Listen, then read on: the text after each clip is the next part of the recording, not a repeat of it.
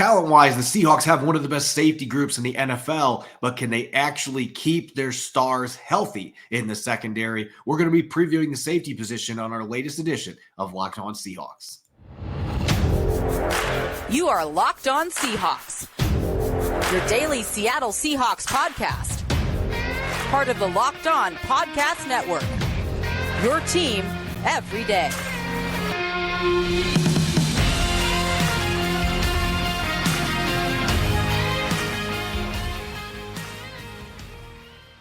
Greetings, 12. This is Corbin Smith, host of the Locked On Seahawks podcast, your daily Seahawks podcast, part of the Locked On Podcast Network, your team every day. Glad to be joined for this Thursday episode by my co-host, Dallas Cooper, and a special thanks to all the 12s out there. Whether you're listening from Nova Scotia or Rio de Janeiro, Brazil, we greatly appreciate you making Locked On Seahawks your first listen 5 days a week. We're going to be dishing out our throwback jersey contest winner as well as a beanie hat. We'll be naming both those winners later on today's episode, and we're going to dish out our pre-training camp 53-man roster projections on offense and defense. Should be a jam-packed episode, so let's get to it. Now for your lead story here on our Thursday edition of Locked On Seahawks. From a talent perspective, if you look at the Seahawks depth chart, it's been this way for the last several years. There are very few teams in the NFL that have the talent that the Seahawks have at the safety position, and they've put a lot of money in that spot as well. Massive contracts for Jamal Adams and Quandre Diggs. Adams they acquired for 2 first-round picks and a third-rounder, so they traded a lot of draft capital to acquire him. They just signed Julian Love to a 2-year, $12 million deal, and they just drafted Jarek Reed in the 6th round to add to this group. Year in, year out, talent-wise, the Seahawks have been stacked to that position. But Dallas, this has got to be the essential question going into the season. They've got Julian Love now. Jamal Adams is supposed to be coming back healthy. You've got Quandre Diggs coming off a strong finish to last season, returning from his own injury. Can they finally keep the big three healthy? Ryan Neal was part of that big three the last couple of years, and they just couldn't keep all 3 players on the field together, Adams being the one that's been injured the most. And of course, that's the biggest question mark here. Can you keep all these guys healthy so that you can maximize the talent that Seattle clearly has at the safety position? As you said, Corbin, year in, year out, for the longest time, Pete Carroll has put a value towards that safety position, as it is the back line of the defense, and it is the position group that is expected to sort of get the back line straightened out in a way like how linebackers are expected to run the defense, and they're known as the quarterback of the defense. Well, the safeties are the quarterback of the defense secondary. They're the ones getting everyone lined up right and making sure everything's in the right spot. And safeties have such tremendous value, as we see from the limited time that Jamal Adams has been on the field for the Seahawks. The Seahawks have been an aggressive, really game-wrecking defense when he's on the field. And who does that come from? It comes from Adams. And like you said, Diggs also factors into that as well. Diggs battled back from injury and 4 interceptions, and he made his 3rd straight Pro Bowl. And he gave up, in terms of like out of the bigger name safeties, he had one of the better numbers out of all of them in terms of passing yards given up, completions given up, touchdown, whatever you want to name it. Diggs was up there in terms of one of the best safeties in the league, and he's consistently done that, especially since being in a Seattle uniform. And as you said, you bring in Julian Love, the versatility, and let's not forget Blunt, Sutherland, all those guys at the depth pieces that are going to mix in. And I expect to see a lot more dime this year, as Pete Carroll, I think, is going to be trying to put these safeties out on the field at the same time. Yeah, and that's what they were really trying to do last year. And if you saw that first quarter and change that Jamal Adams played before he suffered the torn quad tendon, unfortunately, he played a handful of snaps up as a linebacker in their nickel sets. And so maybe that takes a player like Jordan Brooks or Devin Bush or even Bobby Wagner off the field for a handful of plays a game, because they're going to be wanting to bring him up near the box and mixing him in, utilizing his skill set. And it's easier to do that when you have a player like Julian Love, who you signed as a free agent, that has played over 500 snaps in his career at both safety positions as well as slot corner. And he's got more than 200 snaps in his career as an outside corner as well. Julian Love is a true Swiss Army knife that's been really good at every one of those positions. And so you can do so much more defensively with comfort knowing, hey, I can move Jamal Adams in the box, but I'm still going to have a second safety here that I can count on that can play in the slot, but he can also drop back and play deep safety. In thirds, you can move Quandre Diggs around. Quandre Diggs can come up and stick people too. So this gives you a lot more schematic flexibility. Of course, again, the big question mark, are you going to have Jamal Adams back 100% ready to go at the beginning of the season? And when you do, can you keep him healthy? Can you keep the other two healthy so that all three of these guys you can maximize in their skill sets? Because they do complement each other really well. They're all very different players, and they all have some sense of versatility. So you can move them around. And, Pete Carroll's been excited about that. And Julian Love's going to bring some elements that Ryan Neal, and this is not knocking Ryan Neal. Ryan Neal was not the athlete in space that Julian Love is. He could not match up with quicker slot receivers. That was not his game. Julian Love can do that. Love's not quite as big, but he still plays a physical brand of football. He's going to add some dimensions they did not have, and that's why you paid him $12 million for 2 years to come in. So it really just comes down to, are they going to be able to keep those players healthy? And I'm glad that you mentioned Sutherland and Reed and Joey Blunt, these other safeties on the roster, because I think all three of those guys, most of the teams in the league, they would be able to battle for roster spots, and yet maybe one spot is available for those three players. And as well as Joey Blunt played on special teams last year, we didn't see him on defense. And Jarek Reed, the second, this team is excited about him. If he's able to live up to the hype, I find it hard to believe that he's not going to be the guy in that roster spot. And yet Sutherland, he's kind of that real wild card here because he looks like a Ryan Neal hybrid. He looks like a guy that can play a similar role, and we know how much success that Ryan Neal had on defense and special teams. Sutherland is that kind of player. He was a 4-year captain at Penn State. Only one other player's ever done that for the Nittany Lions story program. So there's a lot to like about him too. This is a good problem to have. You're hoping you can stash a couple of these guys in the practice squad, but they've got some really good depth pieces there. And that might be the most intriguing part to watch here. If you're assuming the other three veterans, the stars, are healthy, watching that battle take place between these secondary guys that are battling for maybe one, maybe two roster spots as reserved for the Seahawks. Those depth spots are very limited on this defense. There's not much room. As you said, three guys are fighting for one spot. And as you talked about with Sutherland being a captain, Sutherland, it's very interesting as he has background in college playing a linebacker role where he's almost always in the box. What's interesting about that is he's only 5'11", 200 pounds. Yet at his pro day completed 25 bench press reps, a 37.5 vertical jump, and at a 10-foot or 10-3 broad jump with a 4.58 40. He is an explosive athlete.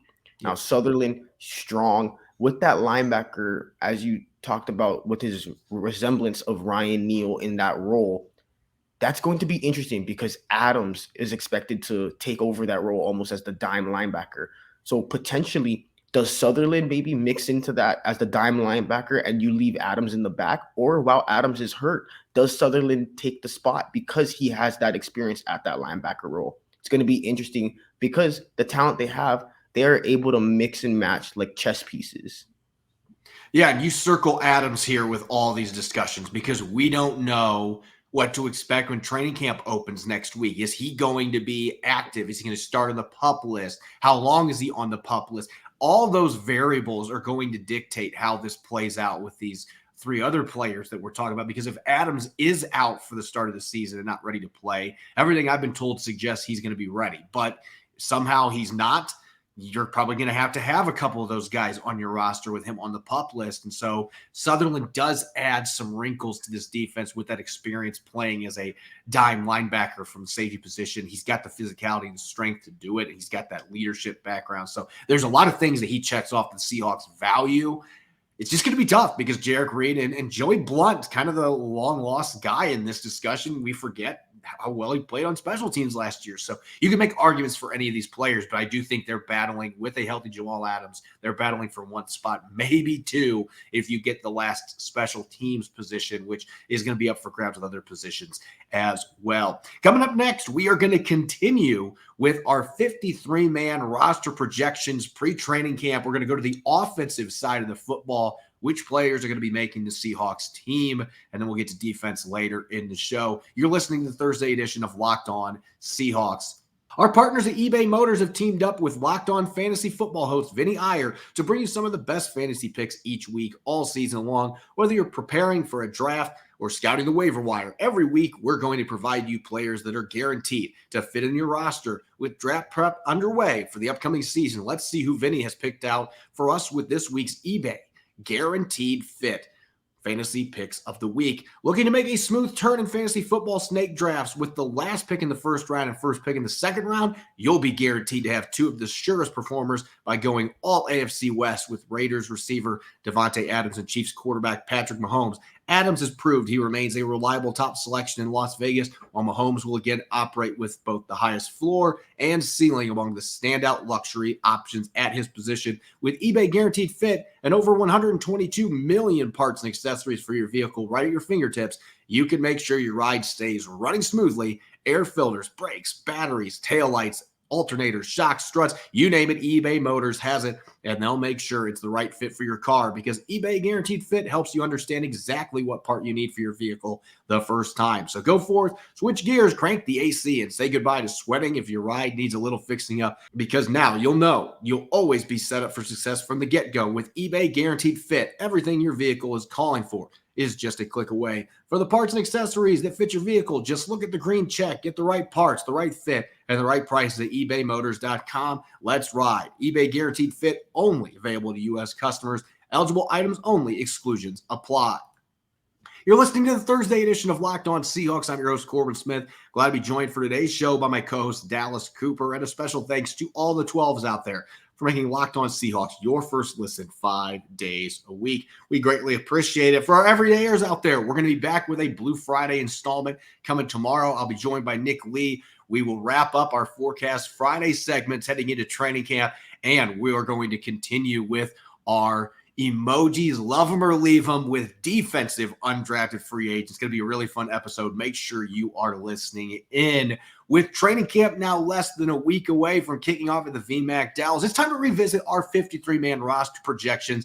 Now that there's been a lot of changes to the roster since the last time that we did this coming out of OTAs, but there's been a few players that have been cut. There's been some speculation about some players potentially coming back. And so we're going to have a little bit of fun here retooling our rosters. And we're going to start on the offensive side of the football. And I'm going to keep repeating this. This feels like a side of the football as long as everybody stays healthy. Injuries are always a part of the scheme. But if injuries aren't accounted for and everybody stays healthy, this does feel like the side of the football where there's a lot of shoo-ins and there's not a lot of competitions as far as roster spots that are going to be up for grabs. It's pretty funny when we were making this 53-man roster projection, you list off the names and it kind of just comes to you really quick. You don't really have to think about it too hard because the Seahawks offense, as you said, is set. They don't have much spots open. And at this point, it's more of just depth pieces and options on how much depth pieces at which spot. And that's going to be the big thing. So for me, at wide receiver, the interesting one that I have is Cade Johnson not making the team. Unfortunately, I think Matt Landers is going to be the guy just because of the skill set that he brings. An X-receiver, I don't think the Seahawks have another guy that resembles an X-receiver besides Metcalf. Young has the body type, but Young reminds me of a Swiss Army knife on offense who's going to be able to be used as sometimes as a tight end, inline tight end, sometimes as a fullback. And we saw that with snaps last year on how Shane Waldron used them. But the Seahawks are missing an X receiver behind Metcalf. And Landers, to me, is the guy that's going to answer that.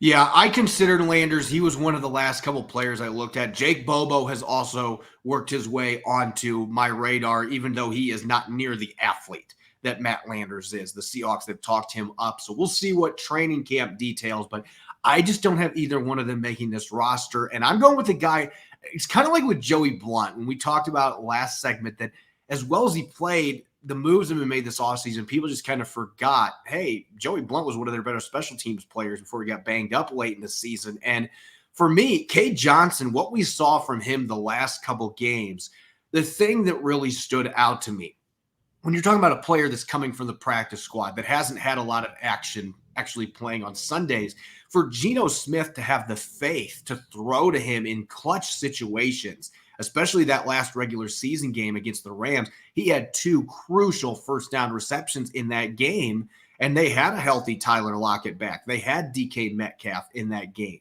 Derek Young was there. He was going to Cade Johnson in those situations, and that shows an incredible amount of faith in that young receiver, the chemistry that they showed. And he has talked him up in the past, and I know the addition of Jackson Smith and Jigba is going to eat up the slot reps. So where does Cade Johnson fit in? I don't know that he's necessarily going to get many opportunities on offense, but Smith and Jigba can't play every snap. Tyler Lockett can't play every snap. DK can't play every snap.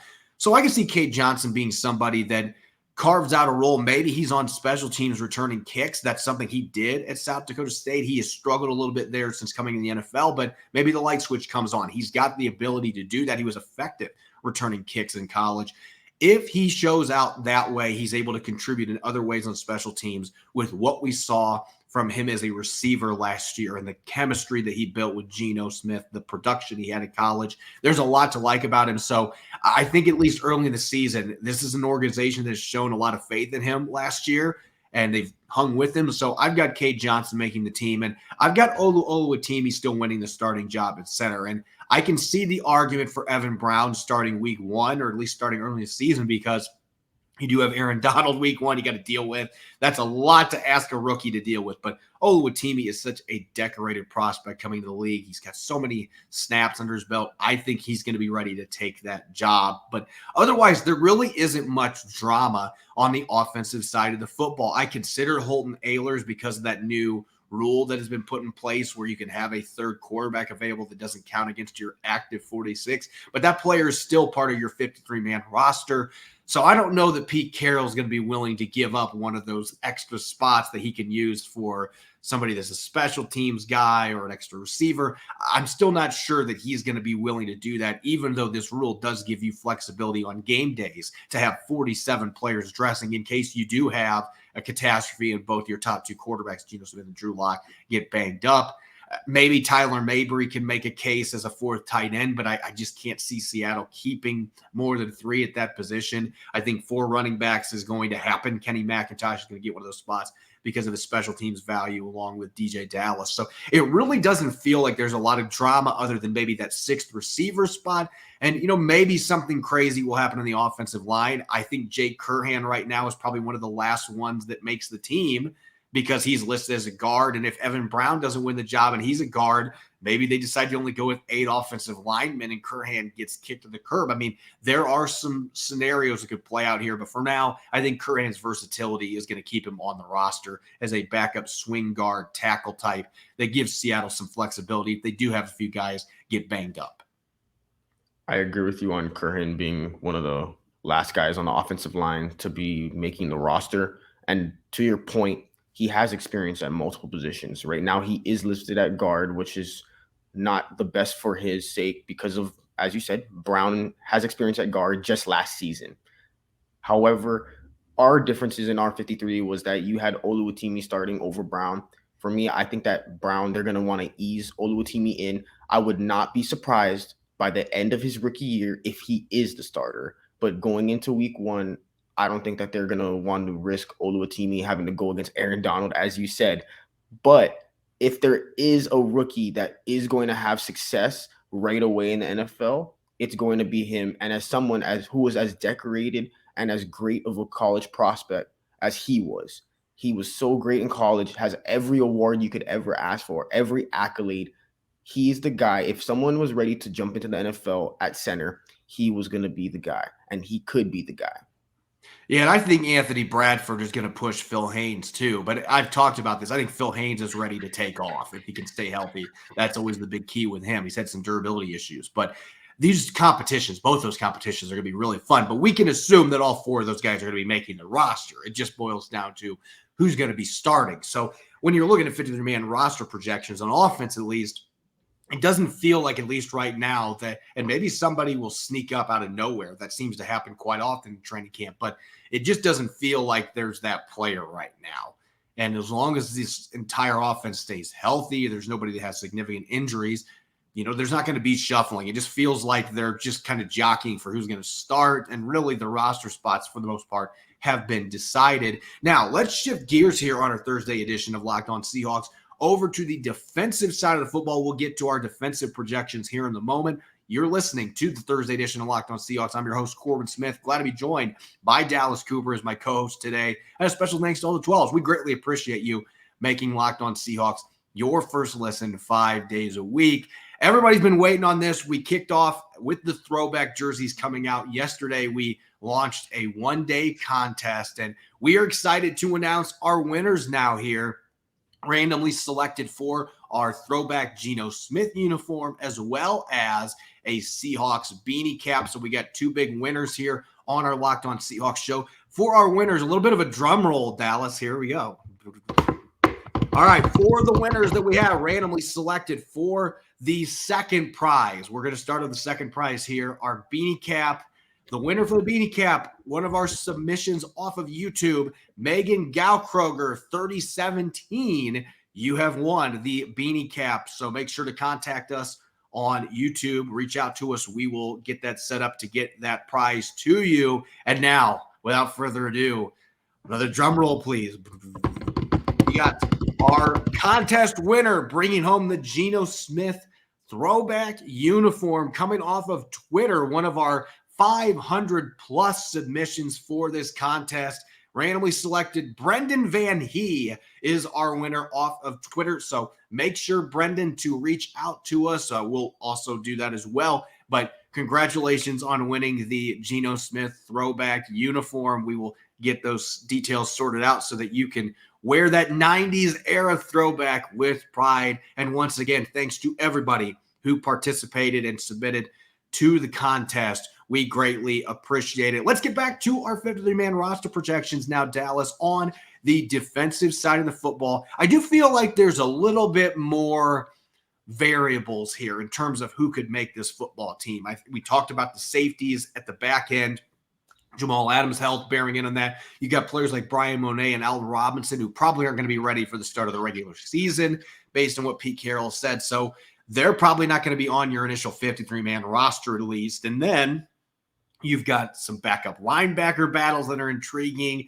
You mentioned some corner stuff that might end up being different than what the narrative is out there. And of course, the interior defensive line, everybody's wondering if somebody's going to be added. So let's look at your defensive 53. And I know there's a few things that you want to break down, but the first one that really jumped out to me, and it goes off a conversation that we had on last Friday's show, I believe. And it was that you had Trey Brown on the hot seat, and looking at your 53-man roster projection, you have him off the roster. So I'm curious, is this about him getting cut, or is he traded in this instance? In this instance, he's traded because he's such a young talent and he showed promise in 2021 in the limited action that he did get. I do believe that there is a team out there that is going to take a risk, especially to bring him on as a third cornerback to try and see what is there. The Seahawks have so much talent at this cornerback position that he's really not going to be able to find snaps at all unless he adjusts to becoming a slot cornerback or a nickel cornerback. And at the end of the day, he's not that. He's best on the outside, and he was best when he was opposite of DJ Reed. But Trey Brown, to me, is a guy that is going to be a trade target for teams during training camp because of just the amount of talent on that. And Burns, to me, is going to be making the roster strictly because of his age and the veteran presence that he brings. He was in the system. He was brought in last year, especially as someone who came in with experience with Desai and Clint Hurt. Desai is leaving and he's not on the team for this next upcoming season, but Clint Hurt still being the defensive coordinator, he's going to be able to help these younger guys transition into the system and keep up their intellectual understanding with the system. Burns is going to help that. He's going to be a coach on the field, and I believe that's going to be a huge factor into why he makes the roster. If Trey Brown is dealt, then I think that this does make sense. And maybe he is the player. Maybe Mike Jackson ends up being the guy that gets moved around. But as you mentioned, Trey Brown does have a little bit more pedigree, being a little higher draft pick and things of that nature. He's got more club control than what Mike Jackson does too. So those are things that we have to consider, and nobody knows what's going to happen on that front. I mean, if a team has a corner go down in training camp, they may be calling John Schneider immediately. Like, we know you got a surplus. We'll offer you a sixth or a fifth even. Let's bring in somebody like Trey Brown. So those things are always a possibility. And I noticed in your 53-man roster projection, this sticks with your last one. You've got Vi Jones making the team as one of the backup linebackers. And then at defensive tackle, Jonah Tavai making it as one of the last guys on the roster, given the lack of depth that they have at the nose tackle position. And I've talked so glowingly about Jonah Tavai that what I'm going to say next is going to shock people, at least from the perspective that he's not on my roster. But when you see why that's the case, it's a lot more understandable. For me, it's because I still think Shelby Harris is going to be on this football team. And he posted something on Twitter earlier this week with eyeballs saying that it's coming soon. Now, maybe he's got a deal worked out with another team, but this entire time, I have felt like he is going to find his way back to Seattle. The Seahawks are going to get their draft class signed finally. They're going to get Witherspoon and Charbonnet under contract. They're going to do something, whether it's extending a player, doing some restructuring, whatever they're going to do. They're going to open up enough space they can bring back Shelby Harris. And under that case, I think that Jaron Reed is going to end up being a swing nose tackle and 3-tech. He's going to play starter snaps, but maybe doesn't necessarily start to open up games. Cameron Young's going to get the opportunity to do that nose tackle, but Reed can play the nose tackle spot. Shelby Harris can too. So I actually have this playing out that Shelby Harris is on the roster early in training camp, and he ends up being a guy that plays significant snaps again for the Seahawks with the familiarity he has with the scheme. Him and Draymond Jones played together in Denver. I think that it's a really good fit to bring him back. I also have Brian Monet and Allen Robinson starting the season on the PUP list, and that's based off of what we know from what Pete Carroll has said. And again, injury reports from Pete Carroll sometimes you got to take with a grain of salt, but it didn't sound encouraging that those two are going to be ready. And from what I've heard behind the scenes, it does sound like both those guys are going to need quite a bit more time until they're ready to play. So got both of them on the PUP list. And really, that's where the huge difference is for me from yours. And I do have Trey Brown on this roster because I don't think the Seahawks are going to deal any of those guys away unless they just get blown away with an offer. And I think Artie Burns in that case would definitely be the odd man out. They're going to keep 5 corners with Trey Brown and Kobe Bryant and Mike Jackson being the backups behind Devin Witherspoon as well as Reek Woolen. So it's an interesting dynamic when you're looking here because there's certainly more position groups where you feel like, well, this guy might be able to make the team or this undrafted player might be able to force his way onto the team. It feels like there's a lot more flexibility here in terms of who might make this roster, the safety positions. Well, I've got Jarek Reed being the one that makes it of the 3 that we talked about earlier, but John Sutherland and Joey Blunt could certainly make this roster as well. It does feel like there's a lot more variability on the defensive side of the football. It seems that that's been a focus with John Schneider, is having a surplus of people in each position group, which then gives you the amount of flexibility, which you're saying. The Seahawks have so much options at a lot of these positions, especially at the depth spots, because of just the amount of bodies they have. At cornerback, you have so much talent. At safety, you have so much talent. As you just said, 3 people fighting for potentially 1 spot if Adams is healthy. And then going back to the linebacker spot, as you said, it's kind of been sticking to what I believe this entire offseason, but I think the Seahawks are going to be going with Vi Jones at the backup linebacker spot, because of strictly his athleticism and potential. He's a younger guy, and with that, he's going to be good on kickoff coverage. And Radigan was a special teams ace. However, Jones also brings the potential when you do bring him in. If you need him to get snaps on the actual defensive side of the ball, Jones has the athleticism to truly match out there. And you give him reps, you give him years to just figure it out. I think Jones can really be a productive backup for the Seahawks. And then we also have the big difference of Shelby Harris and Jonah Tavai. And over here, Seahawk fans, I am not upset at Shelby Harris coming back. That would make me ecstatic. I was excited when Corbin brought that up before we were talking about the show.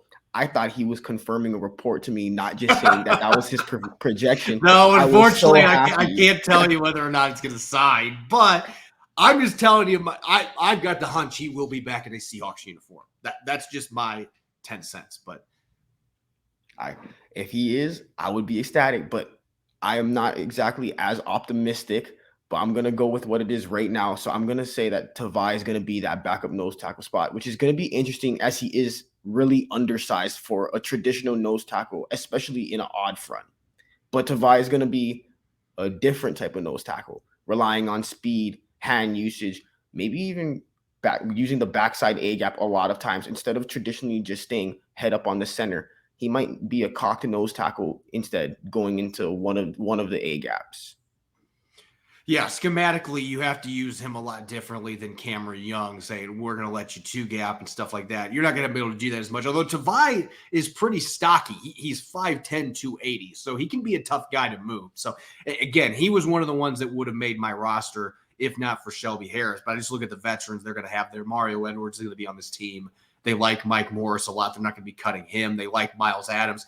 Eventually, you get weeded out, and I think Tavai is going to be one of the first guys they really try to get back on their practice squad. But that defensive line, I could see Seattle making a trade. I could see them doing a number of things to bolster that interior, especially that nose tackle spot. But I feel like that Shelby Harris is still the best option, a guy that knows your scheme. He played for you last year. He's beloved in the locker room. He can be the mentor figure for Cameron Young and Mike Morris, another guy that they can lean on, and he's productive. He was one of the few defensive tackles on this roster last year that I thought played well consistently from week one to the end of the year. So still feels like that would be a really good addition to this team, and I just have a hunch that's going to happen. We'll see. There may be other teams out there. Denver may bring him back. There's other options that could be on the table for Shelby Harris, but coming back to Seattle to play with Draymond Jones again, I think it would be a really good situation for him and for the Seahawks defensive line that's still going into training camp with plenty of questions. As always, you can follow me on Twitter at Corbin Smith NFL. You can follow Dallas at Dallas C. Cooper. Subscribe and follow Locked On Seahawks on YouTube and wherever you listen to podcasts to make sure you don't miss a single episode. Coming up on our Blue Friday show, it's Forecast Friday, the last one before training camp, and we'll be looking at Geno Smith as well as a defensive player to be named on Friday. A little bit of surprise there for you, and we're also going to be finishing up our undrafted emojis, love them or leave them, with the defensive side of the football. Should be a really fun episode. Hope you'll be joining us. Enjoy the rest of your Thursday. Go Hawks.